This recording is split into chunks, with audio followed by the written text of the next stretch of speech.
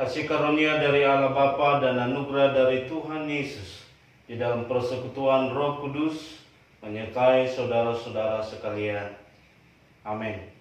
Firman Tuhan bagi kita pada saat ini, Minggu 3 Mei 2020, terambil dari kitab Perjanjian Lama, Ulangan pasal 20 ayat 1 sampai 4. Beginilah firman Tuhan. Apabila engkau keluar berperang melawan musuhmu, dan engkau melihat kuda dan kereta, yakni tentara yang lebih banyak daripadamu, maka janganlah engkau takut kepadanya. Sebab Tuhan Allahmu yang telah menuntun engkau keluar dari tanah Mesir, menyertai engkau. Apabila kamu menghadapi pertempuran, maka seorang imam harus tampil ke depan dan berbicara kepada rakyat dengan berkata kepada mereka, dengarlah hai orang Israel, kamu sekarang menghadapi pertempuran melawan musuhmu. Janganlah lemah hatimu, janganlah takut, janganlah gentar, dan janganlah gemetar karena mereka. Sebab Tuhan Allahmu dialah yang berjalan menyertai kamu untuk berperang bagimu melawan musuhmu, dengan maksud memberikan kemenangan kepadamu. Demikian jauh pembacaan firman Tuhan. Kita berdoa. Bapa kami yang di sorga, kami bersyukur dan terima kasih pada saat ini Tuhan memberikan kami kesempatan kembali untuk mendengarkan firman-Mu ya Tuhan. Walaupun jemaat-Mu mereka ada di rumah pada saat ini karena situasi dan kondisi yang kami alami pada saat ini. Dan biarlah Tuhan persiapkan hati mereka sehingga mereka boleh mendapatkan berkat melalui firman-Mu. Berkati hamba-Mu yang akan menyampaikan firman-Mu. Berfirman bagi kami karena kami siap mendengar. Di dalam nama Tuhan Yesus kami sudah berdoa. Amin. Shalom, jemaat yang dikasihi oleh Tuhan kita Yesus Kristus. Sebagai tema firman Tuhan bagi kita pada saat ini, Allah bersama dengan kita. Di dalam perikop firman Tuhan yang telah kita baca di dalam Keluaran pasal 1 ayat 4, dan secara keseluruhan dijelaskan bagaimana sebenarnya berperang memberikan ketentuan-ketentuan pada Israel dalam mengadakan perang. Perang telah menjadi bagian kehidupan orang Israel pada saat itu.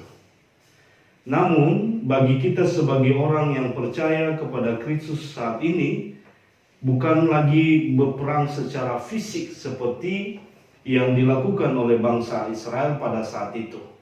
Mengapa? Karena kekuatan daripada Israel bukan dilihat dari senjatanya atau keunggulan mereka di dalam berperang pada saat itu. Namun Allah sendiri yang berperang bagi mereka. Karena itu melalui firman Tuhan pada saat ini ada 3 poin yang menjadi bahan perenungan bagi kita bahwa Allah bersama dengan kita. Yang pertama, Allah selalu hadir bagi umatnya.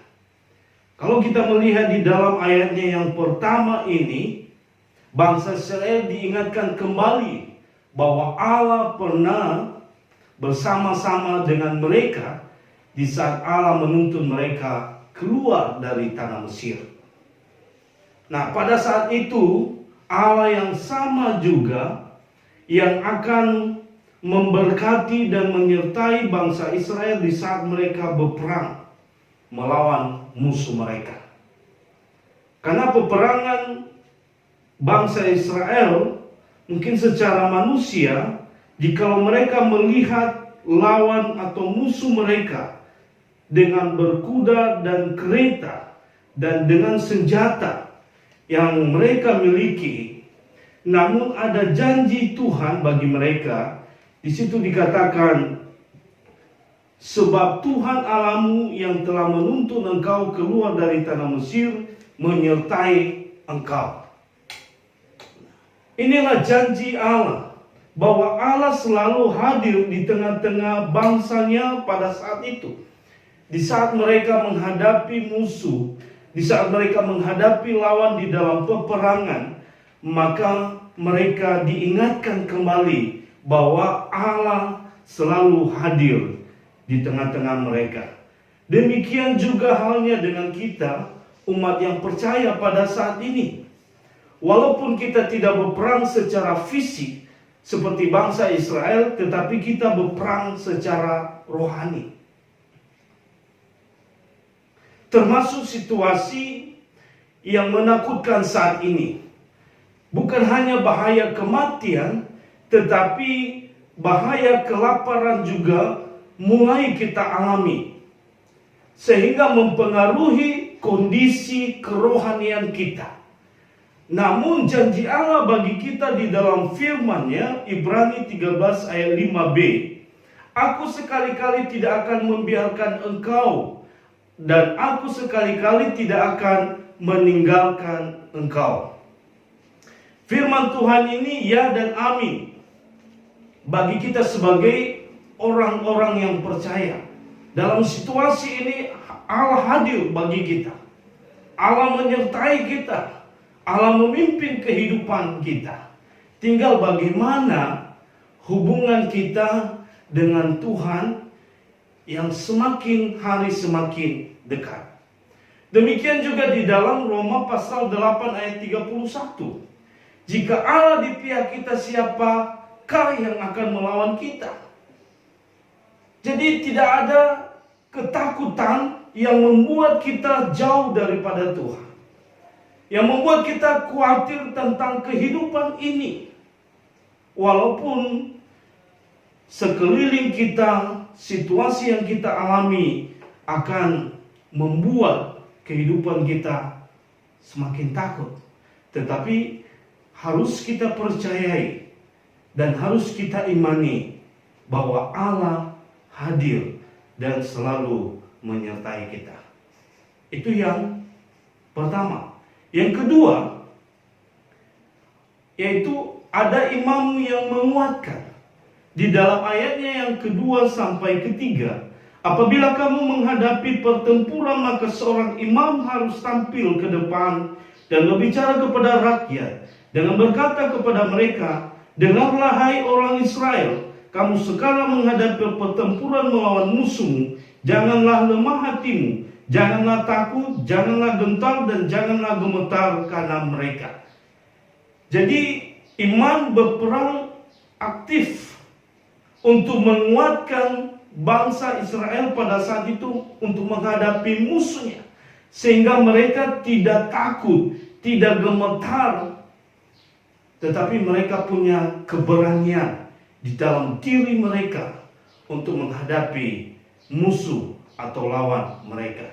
Jadi peran imam di tengah-tengah kondisi situasi yang kita alami saat ini, baik itu di dalam keluarga maupun itu di dalam gereja atau organisasi, maka imam harus tampil ke depan, memberikan semangat, memberikan pengharapan bagi jemaat Tuhan dimanapun mereka berada, karena situasi kondisi saat ini.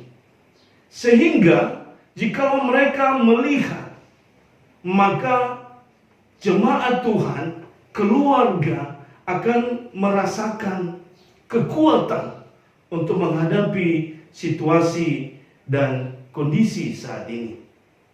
Karena kita yakin dan percaya bahwa penyertaan Tuhan, pertolongan Tuhan itu selalu nyata bagi umatnya. Oleh sebab itu, jemaat yang dikasihi oleh Tuhan kita Yesus Kristus, maka peran imam ini sangat dibutuhkan, diperlukan di tengah-tengah kondisi saat ini. Karena siapa lagi yang mereka dengarkan, yang menjadi figur bagi mereka untuk menguatkan mereka, baik anggota keluarga maupun anggota warga jemaat. Seperti yang dilakukan oleh imam di dalam kehidupan bangsa Israel pada saat itu. Dan yang ketiga adalah Tuhan yang memberi kemenangan.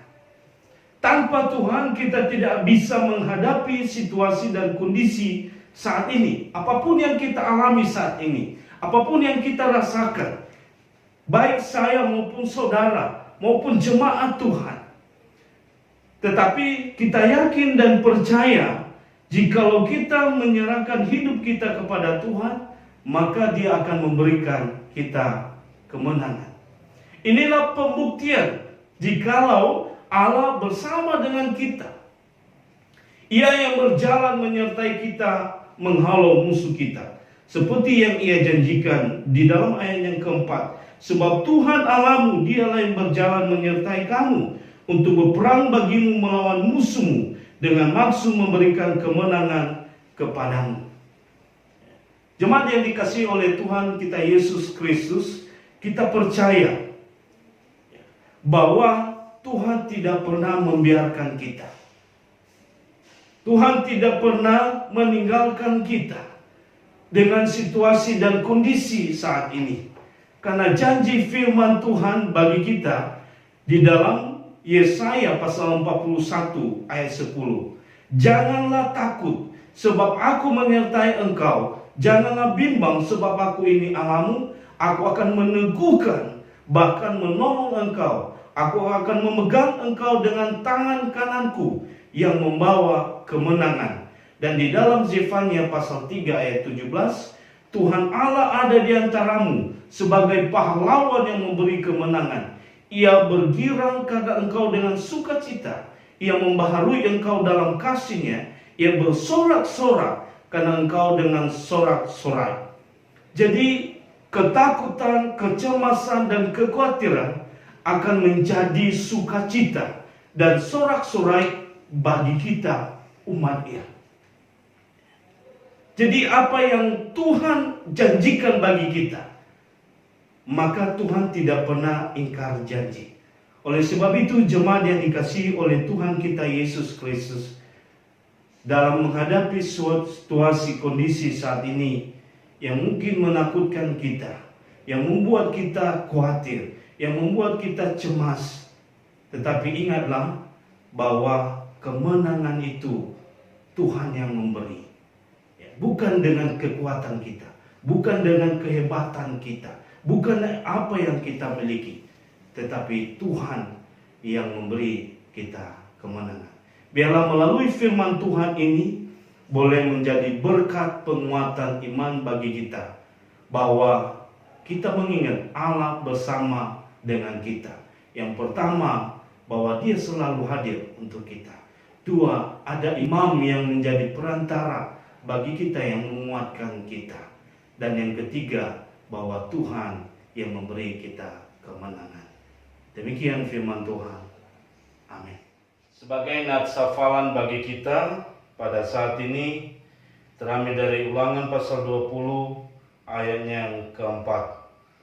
Sebab Tuhan Allahmu, Dialah yang berjalan menyertai kamu untuk berperang bagimu melawan musuhmu, dengan maksud memberikan kemenangan kepadamu. Kita berdoa. Tuhan, kami bersyukur dan terima kasih karena Tuhan sudah memberkati kami, menguatkan iman percaya kami melalui firman Tuhan yang telah kami dengar pada saat ini. Dan biarlah Tuhan, Roh-Mu yang kudus yang terus meneguhkan dan mengingatkan jemaat-Mu ya Tuhan, sehingga mereka terus bertumbuh di dalam kasih dan kemurahan Tuhan. Terima kasih Bapa, di dalam nama Tuhan Yesus kami sudah berdoa. Amin.